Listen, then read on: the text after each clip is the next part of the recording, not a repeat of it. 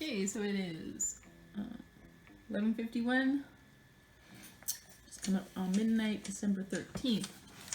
And at some point, I really wanted to do a book review of this one, Natural History of Canada and USA. I swiped this from the Twisted Psychiatric Ward in Quebec, Sir Hospital. I swiped two books, actually. They're basically rewriting history. So this is the map that's coming. Or that was coming. And the other book, which I don't have on me because it's in storage, but actually, the way they explained what happened to our indigenous peoples was positively disgusting. So at some point, I'd like to do those. But for now, to another segment of Elson's book. Let's see. Introduction by Karen Elson. When I reflect back on why I set out to make this book, I realize what a profound amount of good fortune I've had in my life. Every day I count my blessings and am grateful that I've been able to enjoy such a wild and unpredictable life.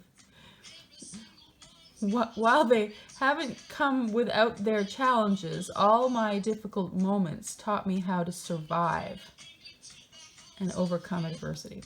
The Red Flame has been a labor of love. I poured my heart into this book. It wasn't easy to pick 25 years worth of images, and I spent well over a year scouring through my archives and pondering which photographs to choose.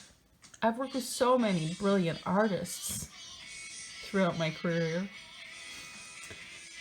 and they've all showed me how poetic and important the mediums of photography and fashion are. To bear witness to their creativity taught me a lot about my own creativity. And like a dutiful student, I spent many years studying with the best. I'm sure you did. If not for them, I would not be here. That's for sure. The principal motivation behind the Red Flame was to humanize myself. Well, she just admits it. Just like they all do. I mean, I'm telling you, they all use a certain language. It's fascinating. Humanize myself and my experience. I'm not just a two-dimensional picture. I'm a living, breathing, and deeply feeling and flawed person. Just trying to be honest. It's kind of interesting. I've made mistakes. I've struggled. I've overcome. And like a cat, I've always miraculously landed on my feet.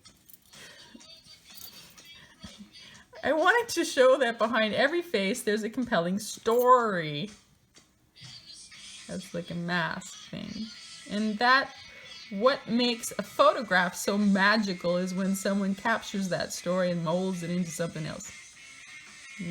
When the magic happens and the cumulative effort of a fashion shoot creates unforgettable images, it's an alchemy of the senses. It haunts you. That's why I love being a model. That feeling of beauty that cannot be defined by you. Sorry, I added that myself. Throughout my entire life, I've felt a spark, and that spark is my intuition guiding me. Success isn't a straight path. Instead, it's a winding road, and trusting the journey is half the battle. The Red Flame in my heart has never let me down, and that's why I wrote this book, as an homage to that flame.